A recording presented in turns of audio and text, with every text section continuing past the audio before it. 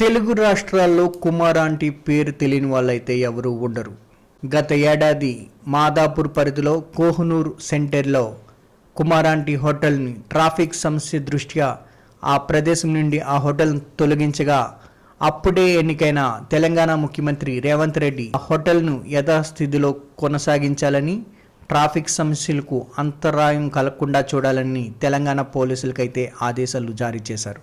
ఆ కృతజ్ఞతను తన మనసులో పెట్టుకొని కుమార్ ఆంటీ తన పూజ గదిలో రేవంత్ రెడ్డికి నిత్యం పూజలు చేస్తున్నారనే విషయం నిన్ననే తెలిసింది.